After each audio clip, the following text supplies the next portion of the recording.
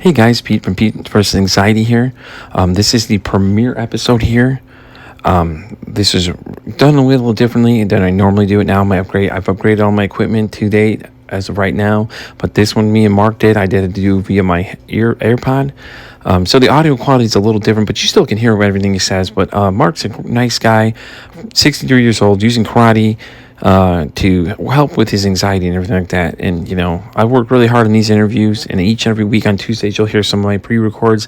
Thursday, I do have a little special nugget I just dropping on, and I'm now telling somebody, and you guys get to hear it too, that my Oracle Talk Radio Network live show, the audio feed will be available Thursdays every week. I will drop them every week Thursday for you guys to listen to in case you didn't make it for Monday, 10 a.m. Central Standard Time / 11 a.m. Eastern Standard Time on the Oracle Talk Radio Network or my YouTube page or wherever you can find me. But anyways, guys, I hope you all enjoy this. Best wishes to my buddy Mark. I really had a great conversation with you. I hope you enjoy this, buddy. Yeah, brilliant. Welcome into another exciting episode of Pete versus Anxiety. Today I have Mark with me. Mark, why don't you say hi to everybody? Hi, everybody. How y'all doing? Mark here has a very interesting backstory. This man has done 20 years of rugby. And I was going to ask you, Mark, about Japanese Jiu-Jitsu versus Brazilian Jiu-Jitsu. Is there a difference between the two styles? Oh, absolutely, absolutely. There's a world apart. It's like the difference. I mean, you say I'm a rugby player. I'm actually a rugby league player. Oh, okay. And rugby league and rugby union again. We use the same funny shaped ball, but the games are totally different. So the difference between the traditional Japanese jiu-jitsu is what the samurais used to do. It were basically the police force of the era at the time. The samurai means to serve, and that's basically what they were, servants of the emperor. Brazilian jiu-jitsu is, and I'm going to be really controversial here, and people are going to hate me for it. It's more of a sport, and Yeah. there's a lot more grappling involved. It involves a lot more fighting on the ground, and grappling and trying to get a submission out of your opponent. Yeah. Whereas Japanese jiu-jitsu, it's like what I teach at my club is just run away. He's like, just run away. Yeah, I don't teach them to stand and fight. I teach them to get out there, get out of the situation, Well, isn't run it away. the case for most martial arts anyways? They're not meant to use as a fighting technique. It's more of a defensive type thing. It is, yeah, but it is, when you really get into it, it is really, really quite nasty. Yeah. I mean, we teach quick strikes, get in there, get out, but hurt them, break their arm or something, break the leg.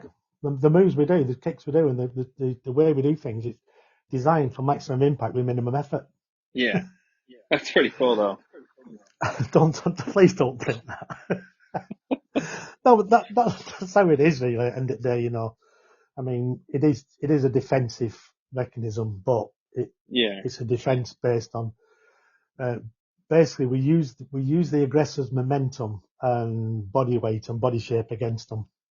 Yeah. So if they throw a punch at us, what I teach is to block and grab that arm, and then don't give it back until you finish with it.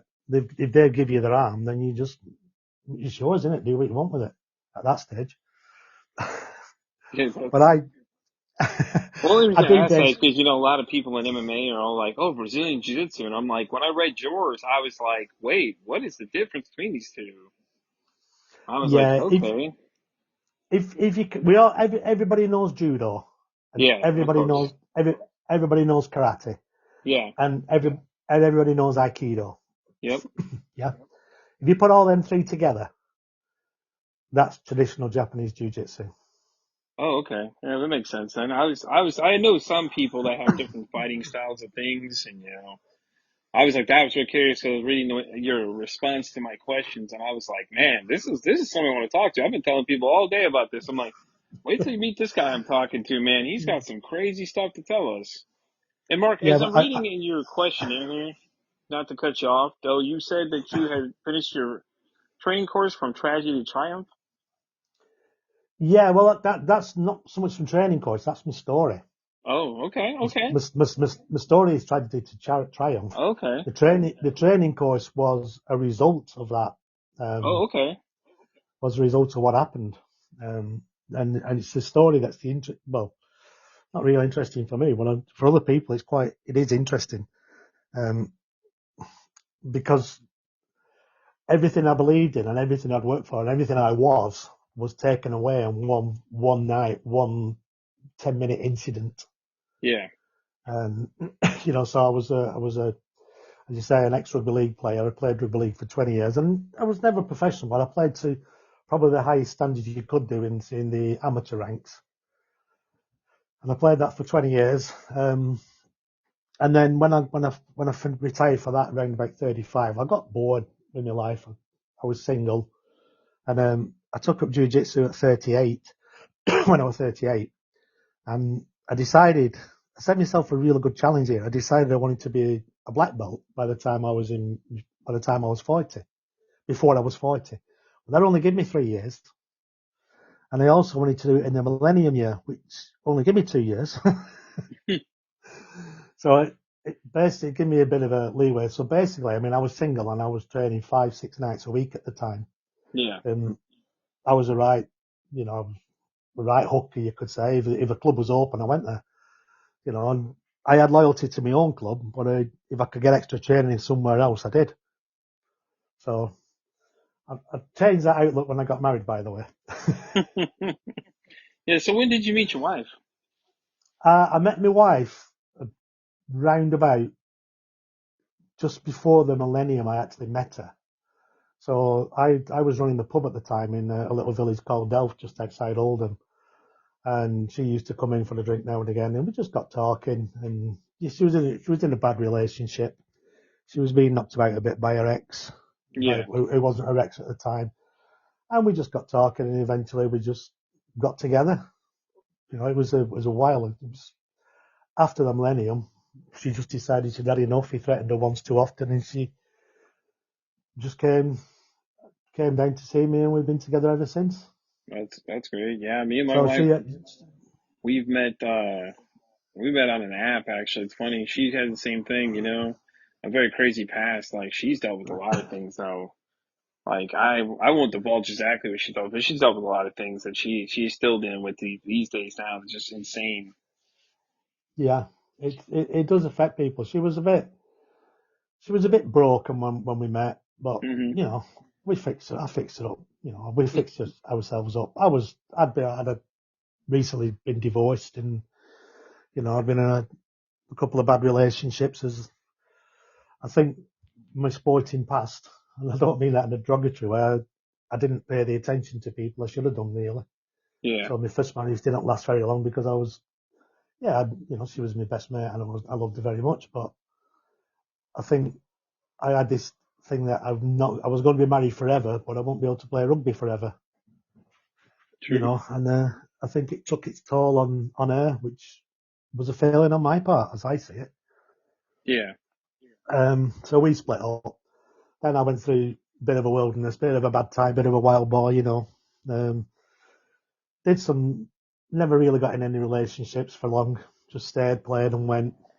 And then I met Rach, and everything changed. But I met her. I took my black belt in the Millennium Year. I took it in the September of 2000, which meant I hit both goals. But it's supposed to be a 4-year program. I did it in 2.5 to take my black belt. So it was good fun. It was That a sounds bit like a of a good ride. time. It was a bit of a wild ride, but I It was quite sounds like fit. I it. was quite fit. I was quite fit then, but I'm not now. As soon as I hit 55, 60, my body just fell apart. Right? It's like I'm done every, for every, now. every, everything went south. My knees went. Everything went.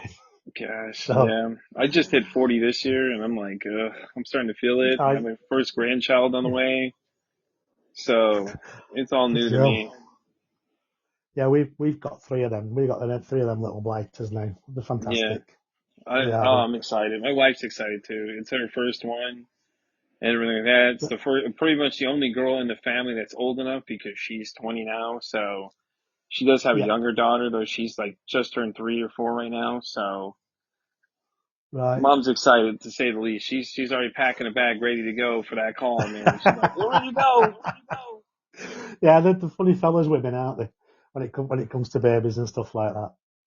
Yeah, she's overexcited, as we say. She's like got a bag packed ready to go. She's like, I'm not pregnant. I'm ready to go. Like it's time to go to the hospital because we live a little bit away from her daughter now. So it's like 2.5 hours away for us to go. So it's like when the call comes, she's like, I have everything in the car ready to go. I'm coming to get you. You better be ready to go. Okay. Yeah, yeah, they're like that. Women, these ladies, they're just crazy when it comes to babies. Yeah. Oh We yeah. have our youngest daughter actually lives at home with us, and she's got Robin's just coming up to 8 months now, so it's pretty much a lot of fun during the day Yeah. or in the evenings when we're about. It's like and she loves her grandpa, and rightly so. So that's basically it. But yeah, we've been together for nearly 25 years now, me and Rach. Well, But she congratulations on brought 25. That's a good amount of time. well, we're not quite there yet, but we're not far off. Right. But she came with two kids already. Oh, They were okay. I think they were 5 and 8. Yeah. And I just think 5 and 8 are just strange names personally, but Right. that was just British humour. I was But like, we what? I took them on, and they've grown up now. They're in their Yeah. thirties now. Oh yeah. Both got a kid each. So She it's brought four to the party. She has two older boys, oh and then has the daughter that's having the kid, having the grandbaby, and then right. she has the little one from the one with the relationship prior to me and her getting married. So I'm just used to it by now because my family's mixed. I've got about five sisters, and about three of them are actually blood related. So I'm Yeah, used to having a mixed family, so it really doesn't affect me too much. at the great end of the day, they're still human beings, and they're still people, aren't they? Yep. Whatever and they need guidance, they need help, they need support, and like I said to Rach, if I'm taking you on, then the kids are part and parcel of it, Yeah. and Exactly. I'm not gonna shirk my responsibility there.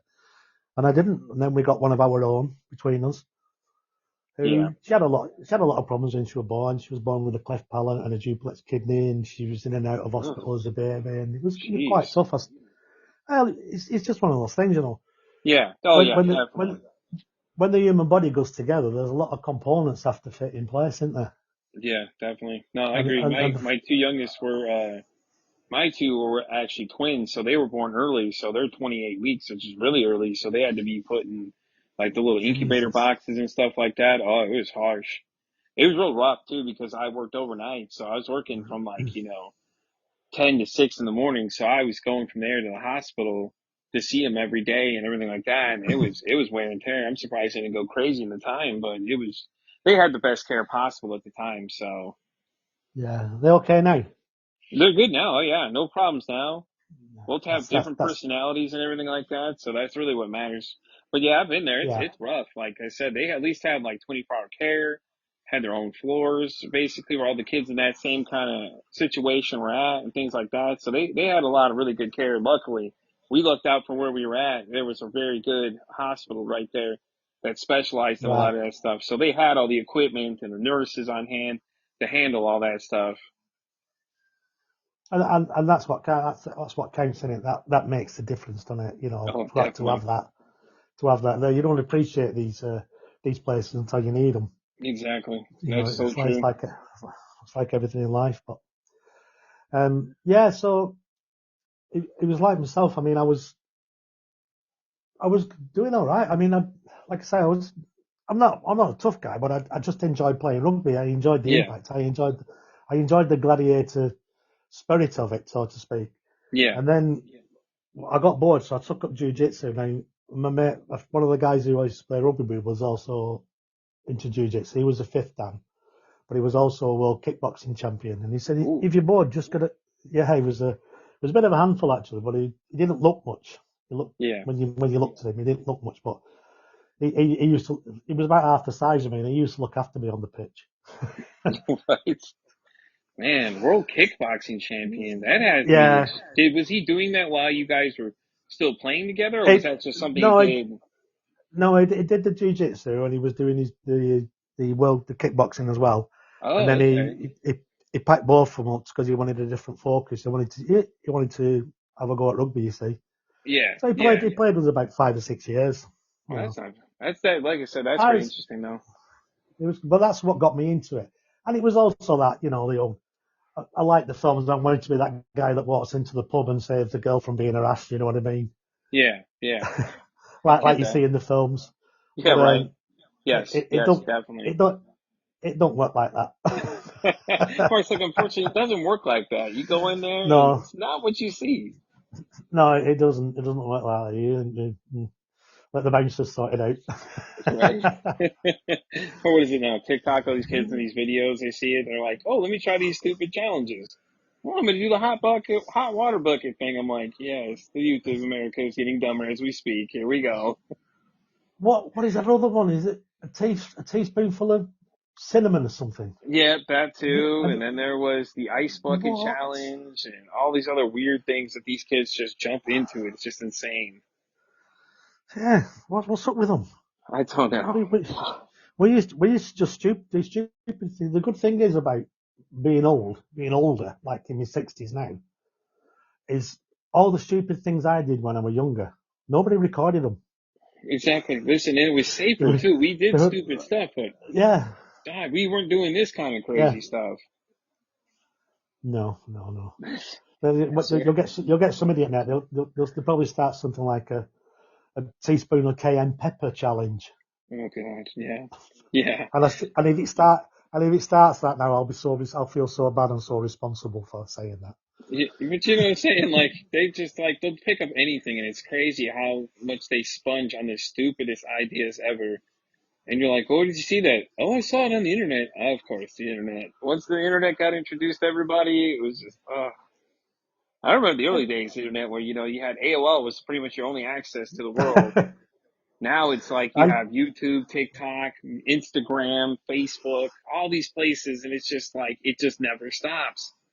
And it's the same thing with bullying, It used to be you could just do it over the phone or at school. No, now they can get you through the internet and everything else, and it's so much worse than before. And it's just crazy because it's literally just like you're giving access to these people, and then they're like they want to cry, oh well, I'm the victim, but they're the ones allowing this to happen. Like Facebook and all them don't monitor their sites as well as they claim they do, and that's where a lot of these problems start happening with these kids. They start getting bullied, and all these people, all these other random adults on the internet are just coming at them, and it's horrible. It really is. It honestly is.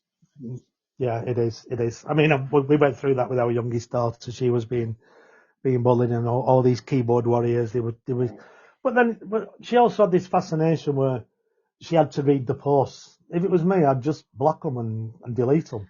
Right. But I have Well, a because some bit people more get that urge, experience. they want to respond to everybody, and it's like I can't think of what the guy's name is I watch. There's a guy live streams. He was talking about that same scenario. He's like, I know I'm on the internet. He said, but at the same time, he's like, I already know. He's like, you should see the crazy stuff people say to me. He said, but he says the same thing you did is just block them. He's like, I don't respond Yeah, to them. I just block them. And that's what see with a lot of celebrities too. Like, there's a couple of them that are, talking about that too, about how what is his name? Jelly Roll, the one country singer guy. He's that heavy set guy. So what they were doing is making fun of him because he was losing weight, but he got so offended he got off the internet. He was like, forget it. I don't want to be on the internet anymore. And his wife came on and defended him, and she has her own podcast. And she was talking about this, like, that's just, I'm like, that's what I'm talking about. The internet, man. Like, people just want to pick on anything they can find and stuff like that. And it's just crazy. Like, it's like, why? Why do you all need this, have this constant need to insult other people like that, especially him when he's just showing you the progress he's making. He's not throwing in your face, anything else. You don't have to watch the content. It's easy just to swipe past the video and go on to your next thing, just like watching a TV. Change the channel if you don't like what you're watching. But no, we yeah. got to get on there and start controversy and start saying crazy stuff. And But it's easy in it because it's faceless. I mean, it is. I have a theory. I have a theory, and I try to teach people. I try to teach my daughters and everybody, to say, but don't say something to somebody over the internet that you wouldn't say to the face. Exactly. If And if, I if think you've got that's nothing good, that's lost in this generation, honestly, Mark. If they don't realize. I taught my daughters something similar. I told them, think about what you say to somebody because it could be the last thing you ever say to someone. Like Yeah, how mean you are to them. If they were ended to die tomorrow, how would you feel about that? Think about that, because you can't take back the nasty things you've said to them or any of those other things like that. You have to think about what you're saying to people, because words have yeah, meanings. absolutely. Well, the thing is, it could be what you say to them that puts them over the edge. Exactly, that too. See, and that's the It other could thing be, too.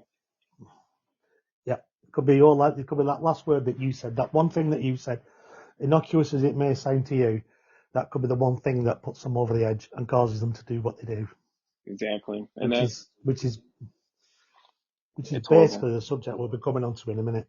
Exactly, exactly. Yeah, I agree. And it's just I don't think people realize the power of words. And like my wife, she's new to games. Like, I play a lot of online gaming. So I've been playing since like early in the days. A lot of us will make Right. references to a Call of Duty lobby. And for people that don't know what that means, is that just imagine you put a bunch of people in the same room and the things you say to each other are extremely vulgar, toxic. All this stuff is happening in this room at once. And this is the normal culture. She's never Yeah. experienced that now, mind you, okay? So she was online and she got trolled by a couple guys in this game. And she's like, I didn't even do anything wrong. I'm like, that's what I'm trying to teach you, is that it doesn't have to mean that you did. You're just a female. Instantly, you're a target right off the bat, because these guys Yeah. just feed off Like, that. And like the fact how you respond is exactly what happens. You keep feeding into their hate and them saying all this crazy stuff and calling you these nasty names. Just mute them. There's a mute button for that reason. yeah, it's just, it's crazy. People can be so nasty. I don't know how we got so nasty as a race. Yeah. I mean, you look at all these video games, these Call of Duty and Mm-hmm. Doom and all them, and I don't play video games. I think they're a time trap, and I've been I used to, but I don't anymore. I agree. They And can be. They can be. and it, and it's like you look at the cartoons from the past now, from when we were kids. Your Mm-hmm. Tom and Jerry and your Roadrunner and all them and Bugs Bunny. They're all being banned now because they're too violent. And yet kids are Exactly. sat in the front in their own room with a bunch of other kids, swearing like a bunch of troopers, playing these games where they're just going around literally killing people, shooting people, blowing things up. You're right. And yet Tom and Jerry cartoons are being banned because they're too violent and too nasty. And Yeah. it's got the political undertones. It's like, for goodness sake. I used to watch them when I was a kid, and I didn't grow up as a nasty person. It didn't Exactly. affect me. I could tell the difference, but I think now they're getting so ingrained in it and they're so brainwashed in what's going on the internet that they are they do have the world is changing. The actual I don't know what it's like over there in the US, but over here in Britain, kids are ruling the roost. I was driving around the estate where I lived the other day. And there was a kid just literally walking down the centre of the road in front of the car. Kid of about 9 or 10. Knew I was Jeez. there, turned round, looked at me, and just carried on sauntering like there was not a care in the world. And I was thinking, hang on, I've got a ton and a half of metal here, and you got like an 8 stone, if that, body. Yeah. Come on, let's be reasonable here. Just move out the way. You know And what? it was like, It's got to be they're being desensitized by all the violence and all the violent shit we watch all day. And it's. I mean, it's. I know a lot of people have said it already, but it's just. Think of the movies they put out nowadays. Oh, this movie's so horrifying, or it's so gruesome. It's like, yeah, but yeah, we're not doing enough to keep it from the kids that don't need to see it. Like with the internet, they can watch everything nowadays. Like there's sites you yeah, can watch all these movies without even going to go to the theater nowadays and stuff you can, like yeah, that. And you can't yeah, censor it because there's nothing you can do about it. But they're the ones that keep yeah, making more and more violent films because they want more and more people to react. And that's just like, yeah. I've seen a You're couple that are absolutely pretty right there. disturbing. And the thing is, it's getting more and more graphic, isn't it? And more Exactly. And realistic. it keeps pushing the boundaries, like Hostel was the big one over here where the guy was doing all the crazy stuff. And then what was I watched this one that's actually it was a French film about a girl who's in a veterinarian school. And it turns out that she's actually a cannibal, and it's just weird. And you're watching like full on her eating this, like doing the different certain acts you can see her doing, and I was like, this is just insane. Where does it stop?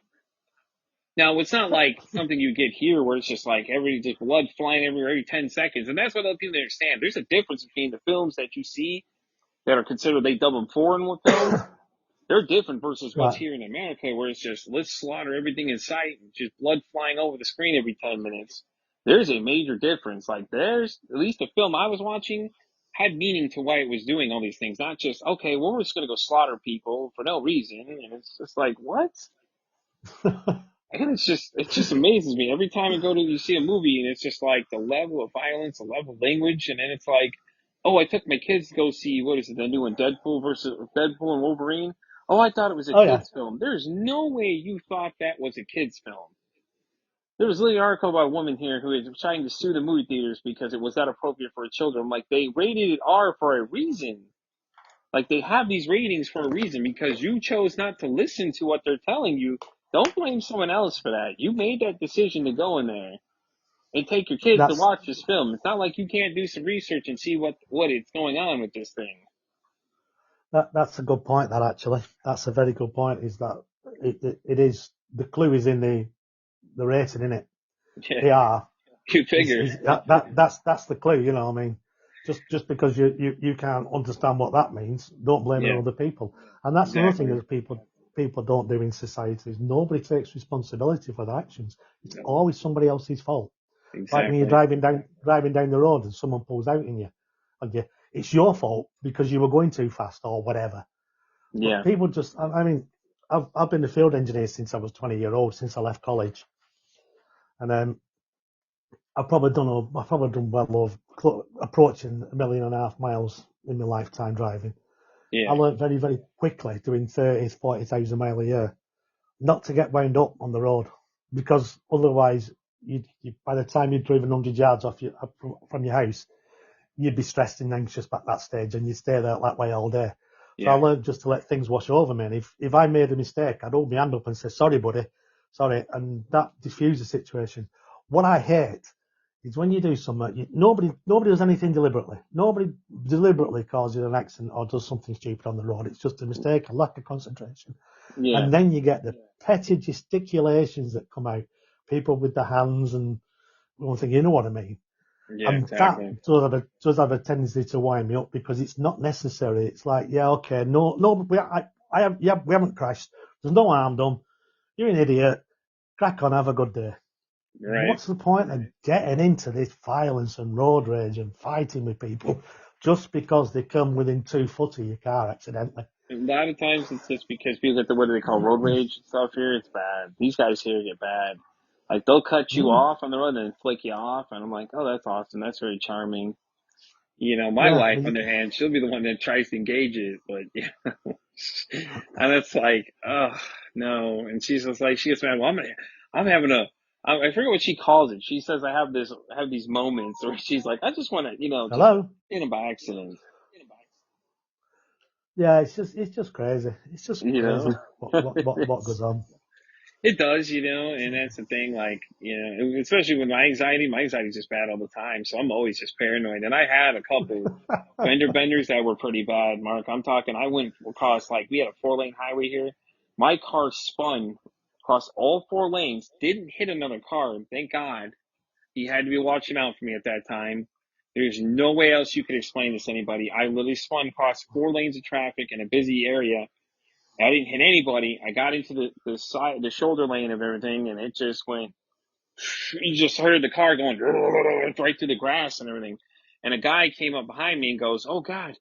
He goes, "God had to be on your side for you to make it out of that." I'm like, I'm not saying that he didn't, because he had to be. It's just amazing sometimes how these things happen, isn't it? And they happen so slowly but so quickly.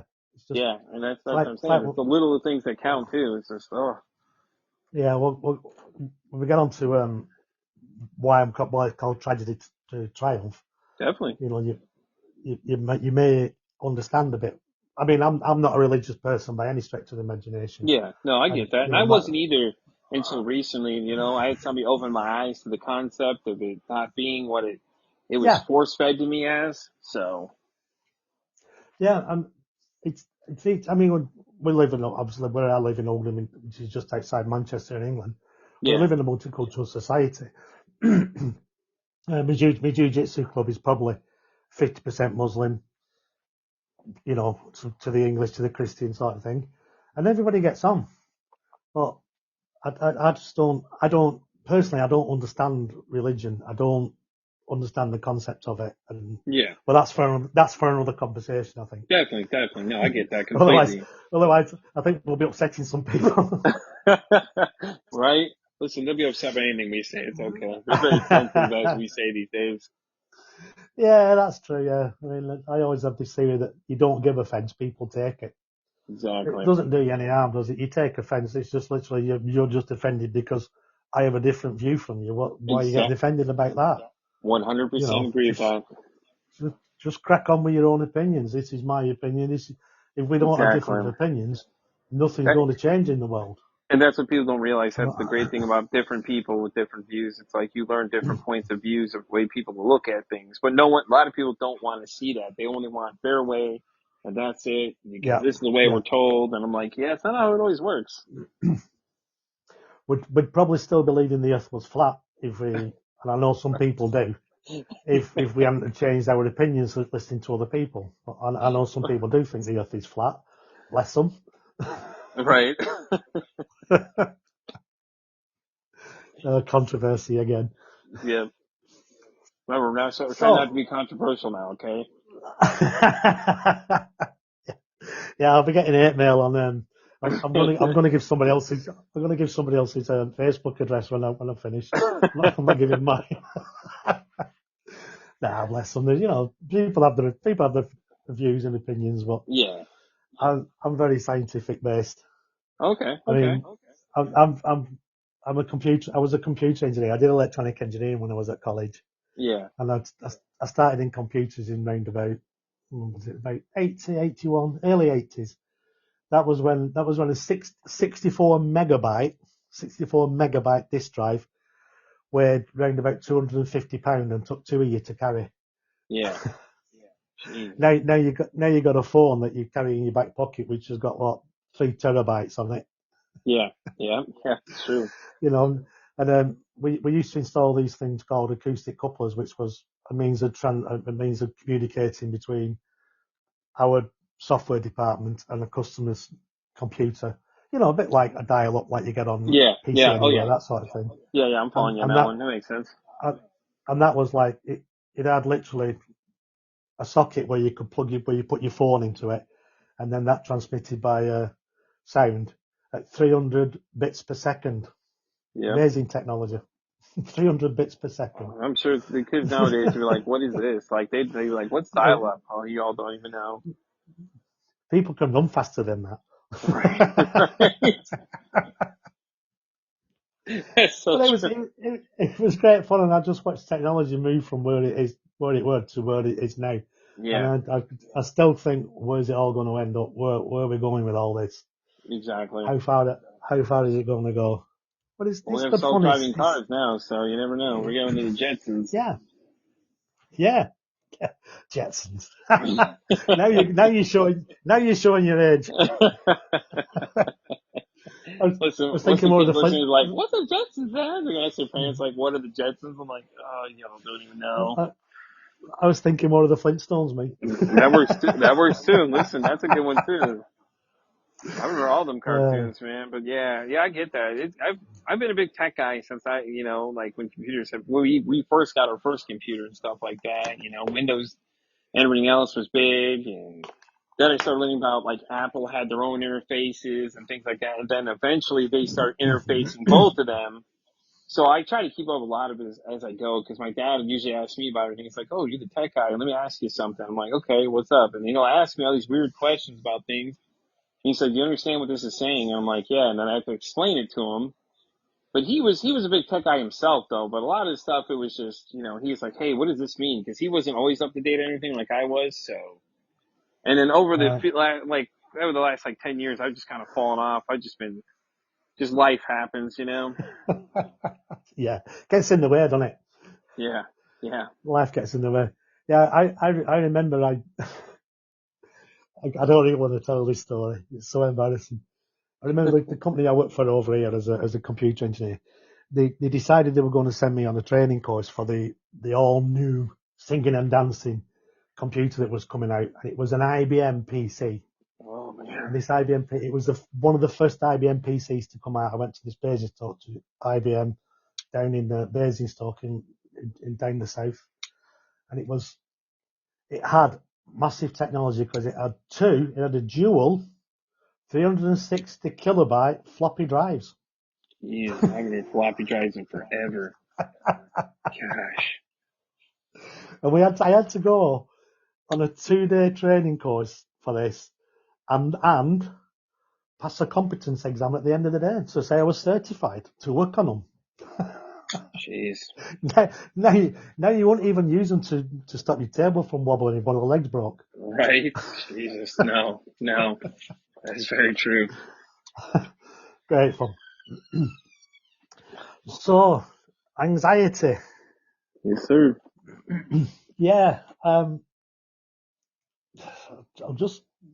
give you a brief outline of what happened and why my posts on my profile are like they are. You still there?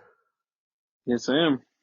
Oh, okay. So I went to one of my friends. I went to his wife's 60th birthday party about 7 years ago with Rachel and our eldest daughter Heather.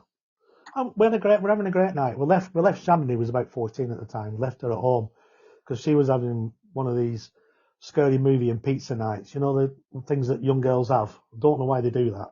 Yeah. I hate scary movies. I won't even watch them. But we left her in there. We said we'd been about 12 o'clock, no problem. So I just come back from the bar. Rachel said, we've got to go. This was about 11 o'clock. She said, we've got to go. We've got to get home. Why do we have to get home? They said, Shannon's got problems at home. So it's like, what do you mean? She said, there's a load of lads invaded the house. One of the girls has phoned her boyfriend. He's phoned his mates, and they're all steamed into the house. Oops. Uh-oh. So I said, yeah, no problem. Let's get up there. So we got a taxi, got home. We're home in about 20 minutes. Came around the top of the driveway, top of the street where we could see down the house, and there was a whole zoo of people milling about on the driveway.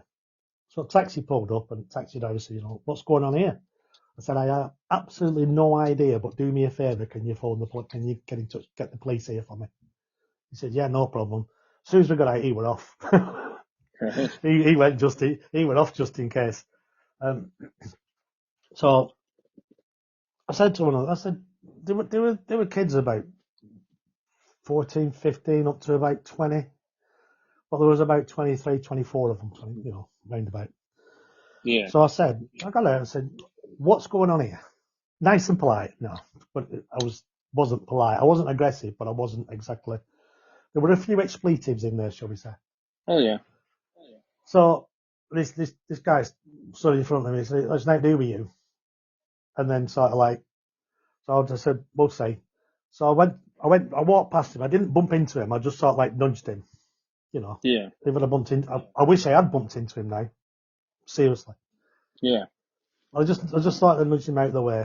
Walked past him. And the strangest thing happened because all I remember is everything went orange, and I found myself on the floor. Yeah.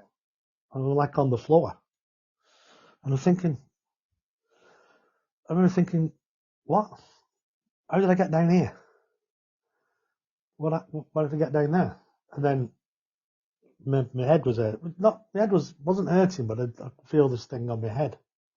So I put my hand on my head and pulled it out. It was covered in blood. Ooh. So I thought, and I couldn't think what's going on.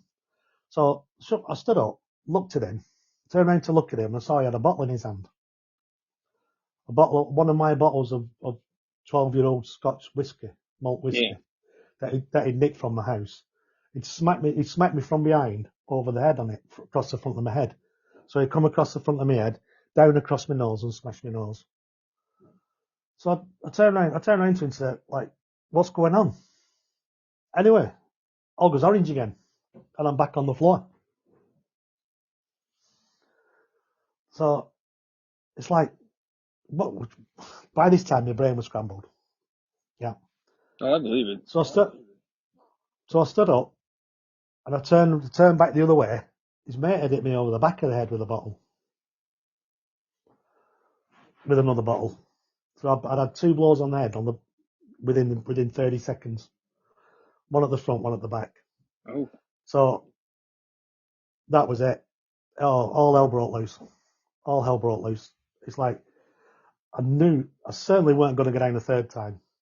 And this guy went to hit me with a bottle again, and he went to hit me with a big booming right hander with this bottle. He didn't land the blow, but I'm not telling you what happened. But he probably had to have his jaw wired up for about 6 months. Yikes. But then all hell broke loose. All hell broke loose. Seriously, it was literally like all on 2. You ever played that game? Yeah. All on 2. Everybody. They came from everywhere, just kicking and punching, and all I could feel is just things hitting my body. So I just literally, they said that the red mist comes down. I literally went berserk. Literally, Oh, I went from being, I knew at that stage, or with me, even with scrambled brain, I knew at that stage I was fighting for my life. yeah. Because if I hadn't fought back, they'd have kicked me to death. If I'd gone down on the floor again, I wouldn't have got up again. So it was literally, and the funny thing is, I'm a jiu-jitsu black belt, 20 years of rugby league. I got absolutely battered. Yeah. I'll be Well, honest. you had the bottles. The 2 bottles probably didn't help Yeah. either. It started, And, and and then when the, you see red, you go into like, as they say, you see red, then you probably went into like an autopilot, flight or flight kind of mode. yeah, and the numbers Yeah, odds me. definitely. But the thing is, it was just everything slowed down. Everything. These guys were amateurs. The way they were punching and everything, it was just so clear.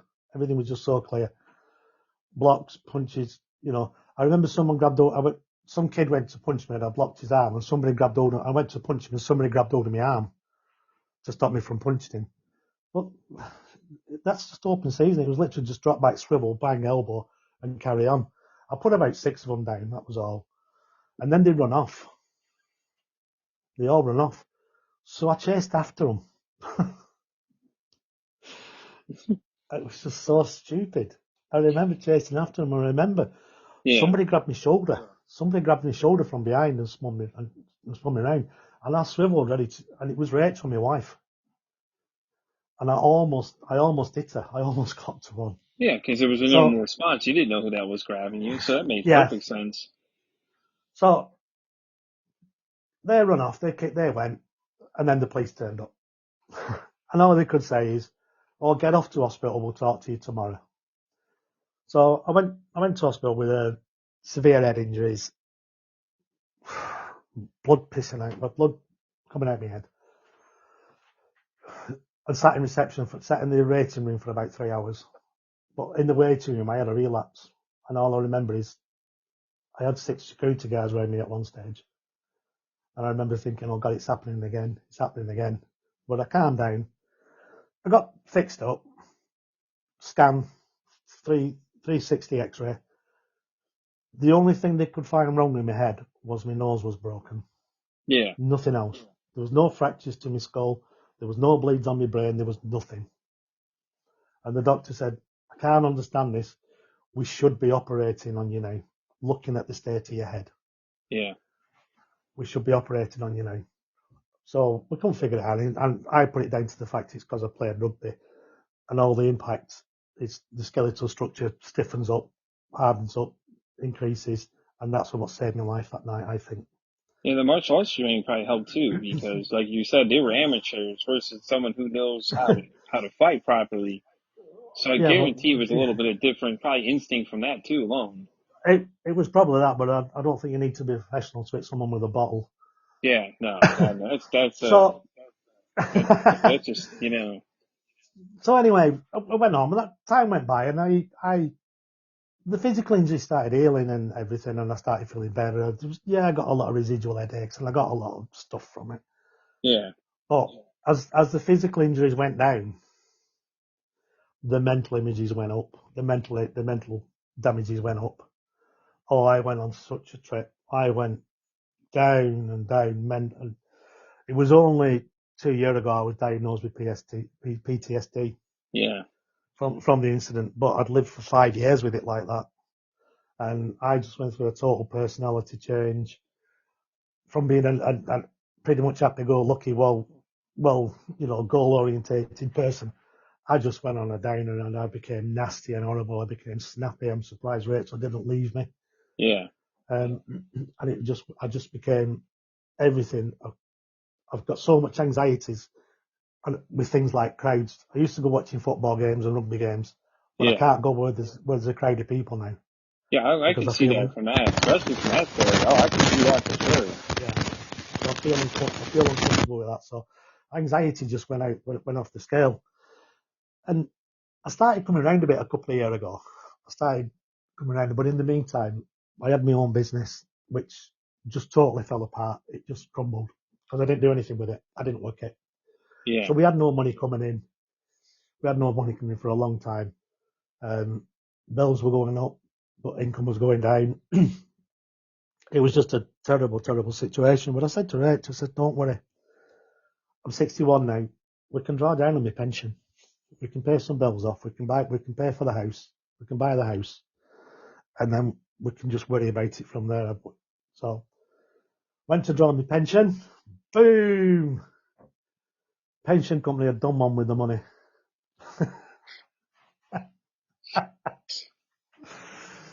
So, yeah. So we started taking legal proceedings against them. We won the case. Eventually won the case a year later. And then this was in start of 2023. And then they put an appeal against it saying it's all wrong that the FCA, the FSA, the Financial Services Authority, had been picking on them, so to speak. So they put a block on the payment, be paying out. So we're still in the middle of that case. Yeah. We're still not resolved that, although it has finally gone to the Ombudsman last week. So we are making a bit of progress there. But 2023, man, what a year. It should be, the year 2023 should be completely eradicated from the annals of time. Because I went down so far, so low. Yeah. Yeah. How was, To with COVID too going on too, that had to be rough as well. I sort of like coped with COVID.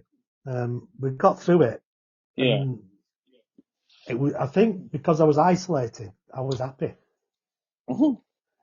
Not a lot of to a people felt certain the extent. same way you did about that. Trust me. There's people here where I'm at in the States, they were just ignorant about the whole situation. They were just like, well, I'm not going to wear a mask for this reason. They were looking for that whole reason to debunk why it is, and it was just like, I was paranoid. And my anxiety was already bad as it was, and it was worse being around these people that just didn't care. And, the other things were, your underlying conditions. I have diabetes and high blood pressure. So instantly I'm right on that chart of high risk people. So like I'm coming in contact with people all day, every day, and I've got to worry about taking care of, I had my girls with me at the time before they went to go live with their mom. And my health wasn't doing great and everything else. And I had eventually caught COVID, but this is luckily when I caught it, it wasn't as bad as it could have been because, they had all the injections and stuff to help with, lessen the Yeah, severity of things, but it was rough. I'm going to tell you, I was panicking the whole time because I'm like, all these things people told you that, if you catch it, you could be in the hospital. And that was my biggest fear because I went to the hospital and for a doctor to stand there and tell you, well, I can't tell you what's wrong with you, but I know something's wrong is not really a real comforting idea. It's like, well, yeah, that's great. He was pretty sure of it though. But when he said that, my anxiety just went off the rails completely. And luckily, my wife Stacy, she was there with me at the time. We were still dating at the time. She stuck with me the whole time. This whole thing, she stayed with me. I think she even caught it too at one point because she was with me the whole time when I had to quarantine. And I was out of work for like 2 weeks and everything like that. And it was horrible. Like it felt like you had glass in all your joints and stuff. Like it was the worst feeling ever. yeah, It yeah. was, my anxiety level was already going And up through the roof. I was isolated away from everybody, so I couldn't be near people. So your only form of communications, either the phone or the internet at the time, so you really can't talk to people. So that wasn't helping much. and then you get all the conspiracy people saying, "Oh, it's not. They're just doing Yes. it to control us and all this and Yes. all that." Yep. and as you say, I'm not wearing a mask and I'm not staying in and I'm going out, I'm doing this. It's Yeah, like, well, yeah, well, fine, you do that, but don't come near me. exactly. And it's if you had a bare wire, a bare electric wire, Or we had the, well, what is it? We had the incidents here where the young folks were trying to enforce the rules and they were getting assaulted by people and things like that.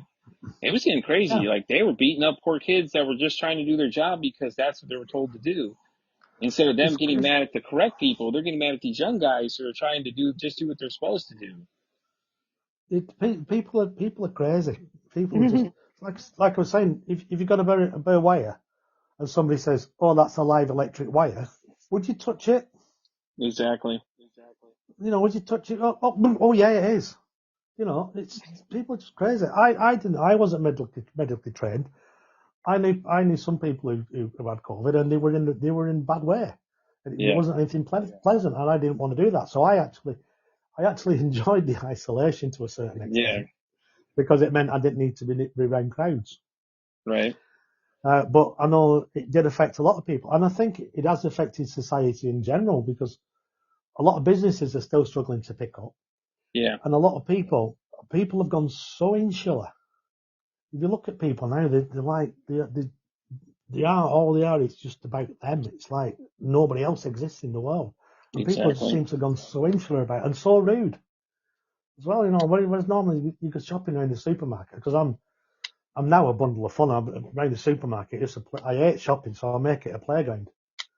I have fun. I talk to people. I mess about with people. I put stuff in people's trolleys and things like that, or carts, and just for a laugh. But and they just get annoyed about it. I can't understand it. Well, but my dealings with anxiety was like I didn't know how bad it was until people started telling me certain things. Like I avoided people. Like I hate going to the grocery store as it is. I just don't like people in general. I deal in a public setting where I deal with people, and it's amazing the things you hear, these stories of people and things like that. The things how they talk to other people. It's just crazy. yeah, So, my anxiety was just a lot of mine derived from my mom when I was a kid. I have abandonment issues too, on top of everything else, because when I was 13, she dropped me off my dad's doorstep at his apartment because they had separated when we were like 10. So a lot of my problems come from that too. I have that. I have depression. I have anxiety. I have just one of all. They figured I have ADHD. My therapist recently. I changed a couple till I got to one, which a lot of people don't go that far and they just give up after the first one. But it's like, guys, not everybody's for you. So you'll find the one that works for you. So don't give up. Like that's my big thing on that is just don't give up. But she no, stopped me and goes, "Hey, has anyone ever told you you have ADD or ADHD?" And I said, "Why?" And she goes, "Because I tend to talk really fast when I talk to some people." And I always joke with them because I'm in Texas and I'm originally from the north, so they have that whole difference between how Southerners and Northerners talk different. I always yeah, tell them, "Oh, it's because I'm from the north." She's like, "No, no, that's not the reason." So, but yeah, I deal with it every day. It's like people that don't have it don't understand what it's like. It's like mine is so bad it'll start inventing stories in my brain of things that aren't even happening, and then I'll start panicking a little bit. And I've had a couple times where I've had a freak out session at work, and it's the no, worst feeling ever, like the absolute worst feeling ever, because you can't tell somebody, but someone can tell something's wrong, but they can't help you because you can't tell them. You just start really panicking real hard, and you start like short breath, and it feels like you're trapped, and you can't do it. It's the worst feeling ever. It happened to me ever.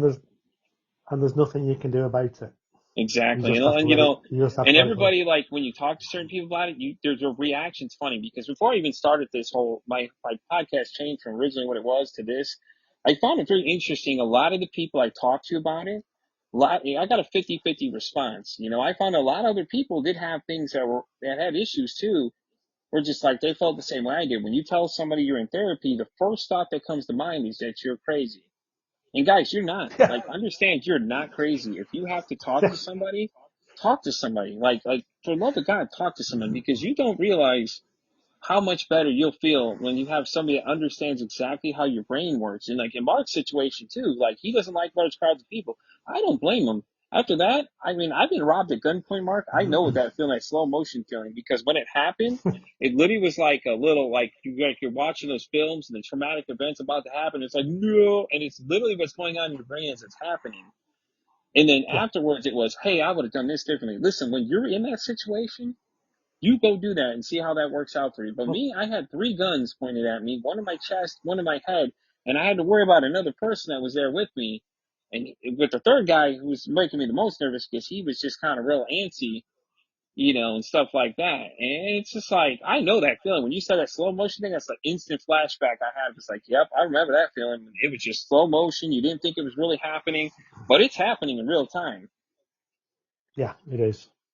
And it's And horrible. and and unless you're in that situation, people don't understand it because Exactly. one of my brother said to me, "Oh, you should have done this and you should have done that."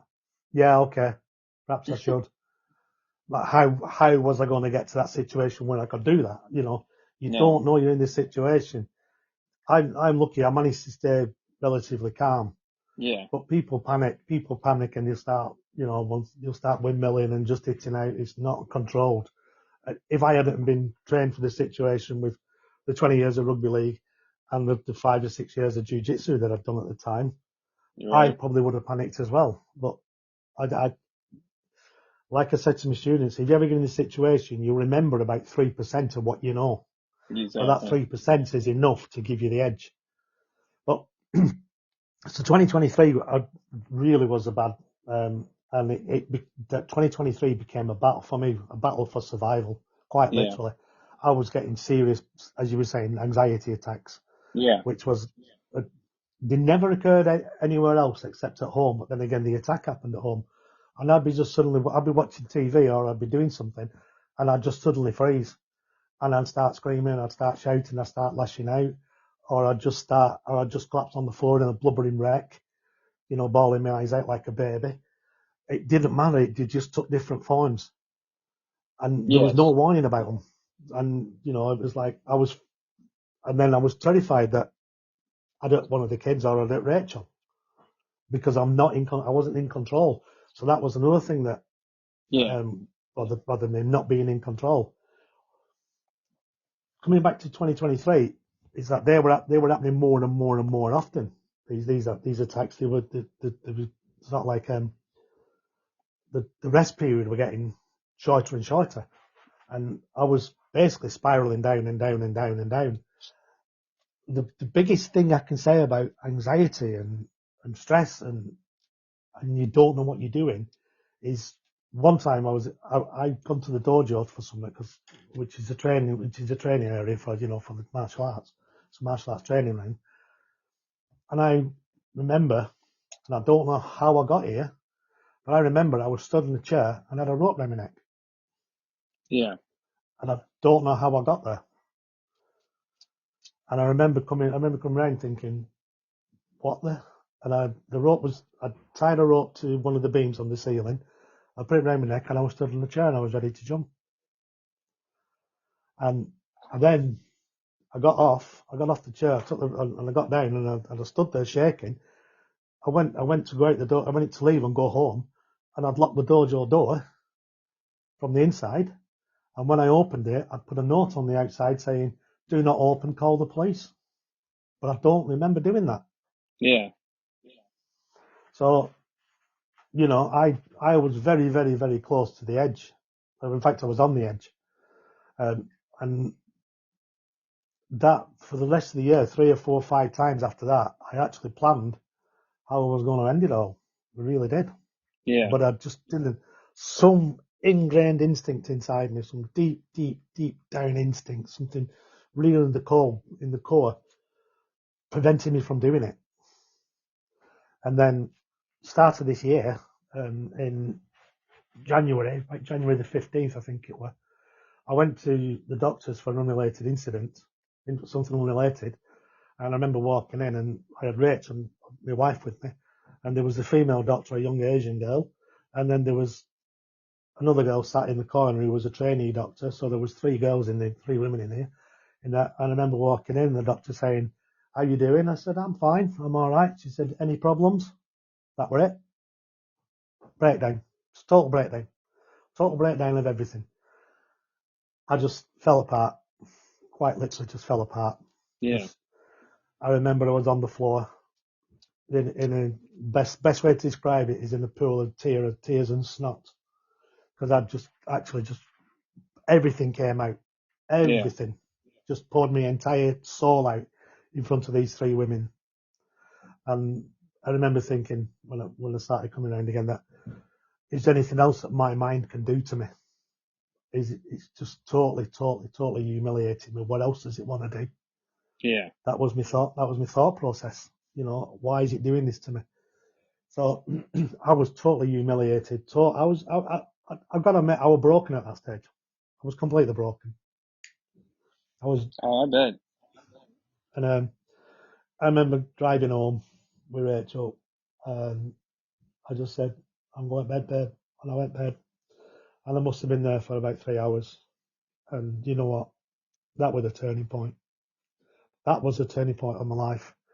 And I remember I went upstairs, I closed the door, I put something behind the door, put a chair behind the door, and I took them demons on. Them demons came at me, and I kicked their butts. Yeah. They came at me with everything they could. You're a failure. You're this. You're that. Nobody loves you. Everything these demons came at me with, and I just destroyed them one after the next. And that went on for about 2.5, 3 hours. I got up. The room, the smog in the room just disappeared. The room became brighter. I went downstairs and I said to Rach, I said, babe, I'm not living my life like this anymore. It ends now. And Yeah. all she did, she didn't justify, she didn't do anything. She just put her arms around my neck and said, go for it, babe. And since then, the progress I've made since then is amazing. Yeah. That one incident, it needed to happen. It needed to happen to make me realise that if I didn't change, I wouldn't be here. We wouldn't be having this conversation if I hadn't been to that doctor's that day. Yeah. And it's powerful too. People don't realize it takes one thing to change everything. Yeah, You know, and that's insane. yeah, and it's not been easy. It's not Oh easy, God, and I'm no. not, I wouldn't say it'd been and I, easy either. I'm not out of it by a long shot. But Yeah. I'm a damn sight better than I were. Funny enough, I've started smiling again. I'm trying to reconnect with my old self because my old self was a great guy.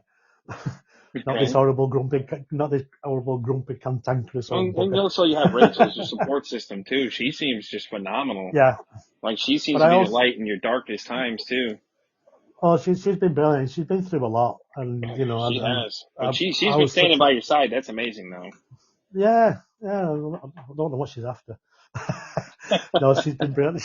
She's been brilliant. She's been with me all the way, and she's gone through the heartache with me. She's gone through the pain. She's gone through me with the inconsolable tears and everything. And Yeah. because at the end of the day, they took something from me. They took some valuable products.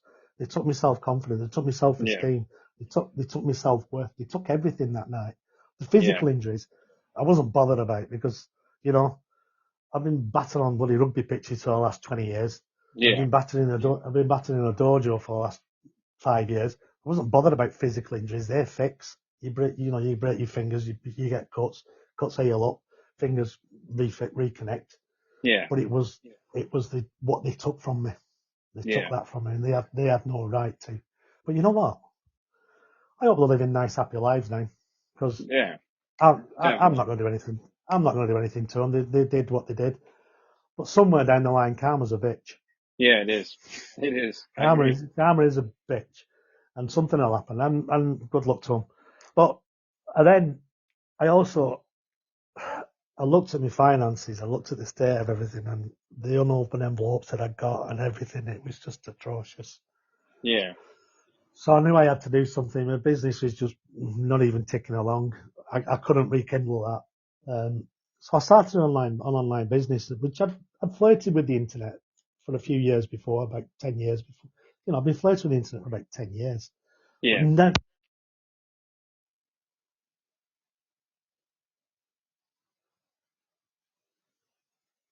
Did I lose you? I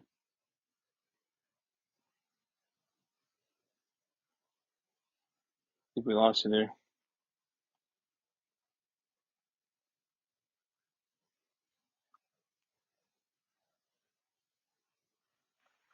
think you might cut on us, Mark. Have you got me? Oh, there you. You're back now. There you go. I'm back. Yeah, I'm you were back. telling There you us you go. were flirting with the internet a little bit at first, and then that's where I Yeah, lost you. I've flirted with the internet in the past. You know, I've trying something and failing and failing and trying and trying and failing. Yeah, You know, I'm not the only one that's ever done that. I'm not by a long shot. yeah, But it wasn't through lack of will. It was through lack of skill. yeah, And then in my misgivings, I stumbled upon this guy called Matt, and he said, "Yeah, I can help you. I can work with you. I can do this." You know, and I was skeptical, and I tried my best to talk him out. I said, "No, you don't want to work with me. You do not want to work with me. I've got this right. I've got that. I've got mental health issues." He said, "Yeah, we'll deal with them. We'll deal with them as we go along." I've been yeah, with him now for 7 months. What an amazing guy he is. He's so knowledgeable, so wise. He's non-judgmental. He's just been absolutely brilliant for me. He's done so much to help me along the way. And the first conversation we had, I was telling him what happened. He said, "Yeah, why don't we set up a coaching program for people with anxiety?" exactly. So we can't deal with anxiety. I said, "I don't know how to deal with it." He said, "You don't need to. You'll know how to build a business and give a focus away from the anxiety." Yeah, Which is exactly what I've just done. I've just got my first coaching course online, which is aimed at people around about my own age, from 50s to 60s. People are so terrified of retirement. They just People are just there at home now, and I was. Have I got enough money for retirement? What am I going to do with my skills? What am I going to do with my time? What if I don't want to retire? What if? And they're just making themselves ill. But there is an yep, alternative. You've got your skills, you've got life skills that you've honed over the last 20, 30, 40 years that are all going to be lost. Learn how to apply them skills online.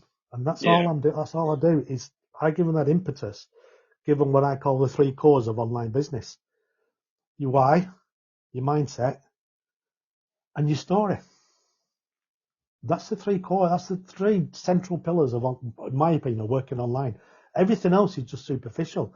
You know, how to sell, how to do this, how to do that. You can learn that. But these three basic skills, once you get them nailed in, you have got the central pillars to build an online business. That's what I teach. It's all I teach. I teach people how to find the why. Not the why I want some extra money or I want something to do or I want, no, I mean that deep down why that is so ingrained and so deep in your soul, in yeah, your body, that you have to go through a process. Not just say, "Oh, I want a new car." No, you don't. What do you need? yeah, And it's exactly. going through There's a wants process. versus needs. Yeah, definitely. Yeah.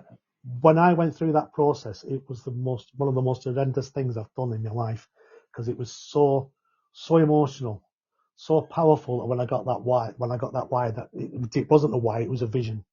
Yeah, And the vision I pulled out of myself is that I've been through this rough time. I've got this anxiety, and I've been through that. And I'm one of the lucky ones. I've come out the other side. There are people who don't make it through, yeah. Fortunately, they don't. but I have. I have the skills and the experience, not to drag them through. I can't work them out from a medical point of view, but I can teach. I want to set up a school with the jiu-jitsu because I'm teaching people generally. But I want to set up a school aimed at these people who are struggling in life, that are struggling with anxiety, struggling with the reason why they're alive, why they get up in the mornings, why do they do that? I want Yeah, to teach them. I want to take 10, 15 people on a scholarship for 12 months in my jiu-jitsu club and train them from zero to orange belt because I can do that in 12 months yeah, and give them a purpose and a focus in their lives.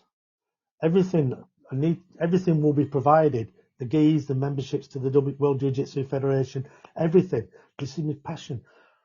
So don't think about sitting at home in your bed sit or wherever you are on your own, contemplating slitting your wrist. Come down and train with us 2-3 times a week. We'll get fit. We'll get focus.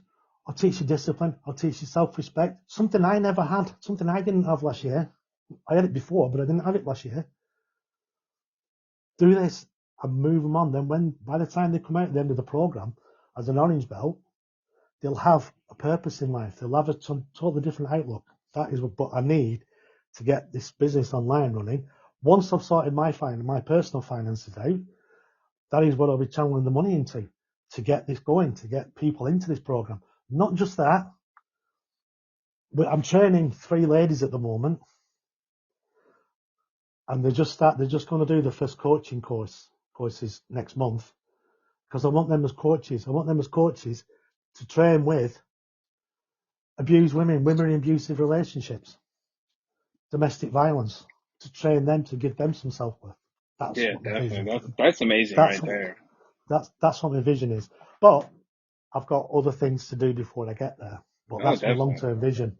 My short-term vision is to get this business online business off the ground, and get my finances sorted out. So I'm coming from a solid base, so I can be stable. That sounds amazing, honestly. That sounds really great. No, honestly, listen, I want you to come back when you get it done and come back and give us a progress of how it's going, because we got to know. Because that's No awesome. problem That at all. really is. I really appreciate you sharing your story and everything like that, because I'm sure that was rough. It sounded rough. To me, it was like, ooh, man, I was feeling that one. I was like, ooh, man. I was like, damn. It were rough at the time, but you know what? It's like you said earlier. These people are going through this. People are anxious. People are anxious. There's a lot of anxious people in the world. Yeah, Anxiety is a strange thing, because anxiety is a form of fear that doesn't exist. yeah, exactly. It's your mind making up possibilities of what can exist, but Exactly. you can't control it yet. We can do a mindset switch. Definitely. We can teach mindset switches. We can do this. But if you're one of these people and you're listening and you're anxious and you're sitting there and you don't know what to do, one bit of advice I can give you, the best thing you can do, just talk to somebody. Exactly. Just talk to somebody. You are not being a burden. Talk to your doctor, your physician. Talk to somebody. Talk to your friend. Just say, I need to talk to you. Don't be afraid of showing emotion. You need to Exactly. get that emotion out. Just, for goodness sake, just talk. I didn't talk to anybody. I'm this big tough alpha male. I play rugby league. I'm a jiu-jitsu black belt. I'm a jiu-jitsu coach. Hey, I'm tough. No, I was a wimp. I was a wimp because I wouldn't talk to somebody. Yeah, I think that's more Talk powerful to too. somebody. Is that, Show your you emotions. talking to someone, just like Mark saying, like, talk to someone. Like, don't be afraid to talk to someone. Talk to your friends. Just tell somebody if there's a problem. Let somebody know there's Yeah, a problem. Like, you'd yeah, be surprised how many of your friends will turn and listen. I have at least 4 or 5 people I can call and a dime, just like that. If I needed yeah, help and I was struggling, they all are ready to go. They know if I'm calling them at a certain time in the night and I'm calling them and blowing their phones up, they know it's serious. They know I'm not bothering them for any other reason than I actually need them right that minute. And yeah, that's the thing too, is like, have a support system. Like, it's okay to have people lined up that, hey, if something happens, call them, talk to them. Like, you'd be amazed what people can do for you just by you just venting, like Mark said. You just vent it out, let all the emotions go, man. It's okay to be vulnerable to people, man. Like, if you don't let it yeah, out, it's gonna build up and eventually you're gonna explode, and then who you're gonna explode on is the problem. yeah, yeah. And it's more than likely going to be yourself. The thing is, and let's put it in perspective. If you had a cut on your arm and that cut had gone septic and started getting infected, you wouldn't just leave it. Right? You'd get some water, right? You get some disinfectant, you clean it, it hurt, or you go to the hospital and they would clean that. They would scrub that cut clean. They would get rid of all the dirt, all the infection out of it, stitch it up, bandage it up, and let it heal. People Exactly. who are anxious, they have a cut in their minds, and they just sit there and let that cut fester and fester and fester and get infected. I did exactly that, but it didn't get infected. I grew another personality inside my mind. When I look back now, I call it the entity. And he lived inside my mind and he controlled me. He controlled everything that I did every day. This creature in my mind that I allowed, I give him headspace. He almost destroyed me on 3 or 4 occasions because that's what he wanted to do. Exactly. Don't let that happen. Please, please, people, don't. Just talk to somebody. That's the best thing you can do for yourselves Absolutely. and your families. Talk to somebody. Exactly. I have the And just benefit though, Mark. My brother is actually a psychiatric nurse. So I talk to him about a lot of shit. I'll go and tell you. I tell him things. And like I didn't do it until recently. I just my wife and I had exploded on her. This is what caused me to want to go find something for help because I got so upset over something, the smallest thing. I don't even remember what exactly she said, but I went off. But she yeah, makes me want to change. That's the difference versus the other partners I've had. Like the other ones would either bring me down, and then I was with another woman for 15 years, which is the mother of my girls, and she gaslit me a lot of times. And she'd do all that other stuff and things like that. She'd feed off all my problems. And when I started having issues, she'd just start ramping it up even more because she knew the more she stressed me out, the more irrational I was going to be. And instead of taking care of the problem then, similar to you, like I said, you didn't want to take care of yours either right away. And then it's finally this is the year I was like, I'm going to take back control of my life. And it's been the greatest thing ever. Since I've been in therapy, it's so much better. It's so great to talk to somebody who understands exactly what I'm thinking and they call me out on things and just tell me straight out that, what it is isn't what it really is happening. And my wife, she does a lot of weird calls for me sometimes or weird text messages. I just text her I love her randomly and she knows that I just need to hear. It's all that matters. And like I said, I have all these friends I've made over the years and things like that. I got a friend I've been friends with since we were in high school. We've been friends 25 years now. I can call him anytime and tell him something, and he'll just listen. He's like, okay, tell me what's up. And he won't even judge even a single bit about what had happened. But that's the thing that me and Mark are trying to get across, man, is just talk to somebody. Hell, if you need to reach out to me or Mark, we'll talk to you. We don't care. We'll listen. It's not hard, man. Like I said, you're just not alone. talk. That's the Just whole talk. idea of this whole podcast is to let people know you're not alone. There's other people out there who deal with similar problems you do. And Yeah, things like that. I've even got a licensed counselor that's it's scheduled to come on as a guest too, and things like that. She wants to get out there, and there's all different walks of life, man. It doesn't matter. We may not be the same person, we may not know each other, but it takes nothing to be kind to people. It really doesn't. no, it doesn't. It don't. And It don't. like But Mark said too, if you're over there where Mark's at, he's glad to teach you how to refocus your mind because really that's what it comes down to is just taking that worry off what you think is happening. And I'll have to figure out what this is exactly. I have what is it called, an anxiety journal that I use, and it basically does the same thing that Mark is going to teach you is how to refocus your thoughts to something else. So like it breaks everything down.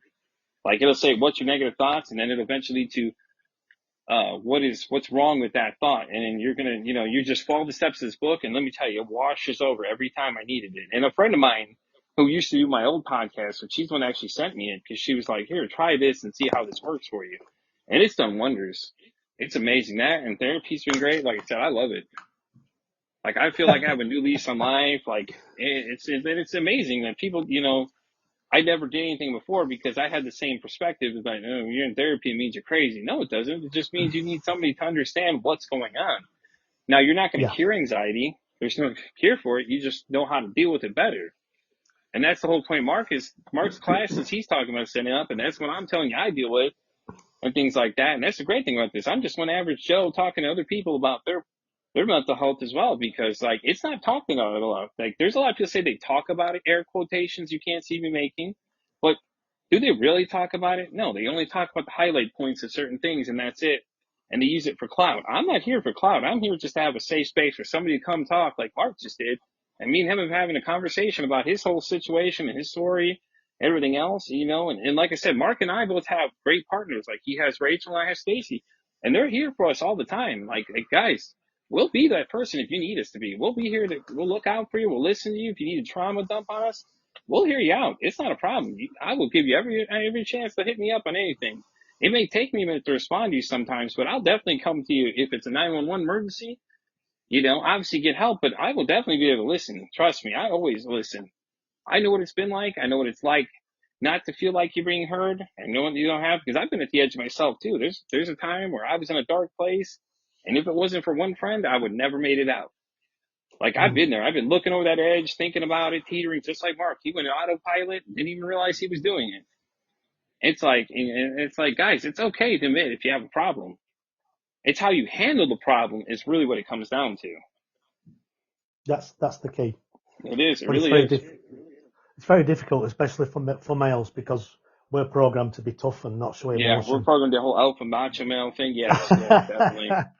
Well, it's the alpha male. It's a tough one that actually shows emotion and goes out and finds a solution. Right. Think of it that way. Yeah. Yeah. Those days of those mentalities are gone, guys. It's okay to share your feelings and tell people how you feel about things. I mean, it's okay.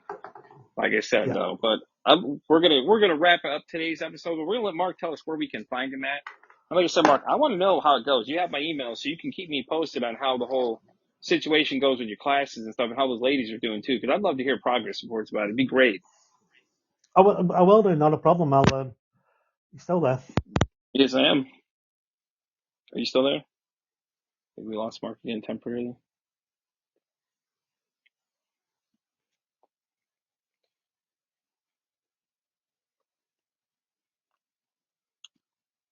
Like, okay, well, we're getting Mark back, guys. Anyways, you can hit me up at Pete versus Anxiety on TikTok. I'm on Instagram at Pete underscore versus Anxiety. And I'm working on a Facebook group I'll post later on. I had it for my other ones, but I'm trying to switch everything over. And Mark, where can they find you at? I'm back with you.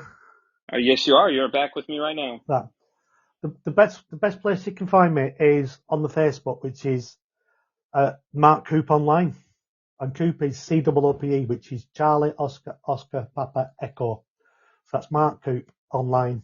That's my Facebook profile. And from there you can find most of the other profiles. I do have another one called my YouTube profile, which is YouTube /at the Elderpreneur. So it's just, I've replaced entrepreneur with elder. So just jump on there. Right. Well, Mike, I appreciate you coming by, talking to me. It was great. It was amazing getting to know you. And like I said, you have my email. So like I said, we'll definitely have to have you back on once you get everything all going and everything. So we can make sure you can tell everybody how's it going and how everything's going, stuff like that. No problems at all. It's been an absolute pleasure talking to you, It's Pete. been fantastic, I Mark. I hope, appreciate it. yeah, I appreciate you spending your time and listening to me. Definitely, man. And Like I letting me said, it's talk. great to meet people that have other problems too, man. It's great. But, send my best to Rachel. Let me tell her she's an amazing woman. She really is. For her to have to deal with a lot of things she did, she has to know she's something special. Yeah, I'll tell her that. Don't worry. I'll tell her. Definitely. All right. Well, guys, And same to Stacey.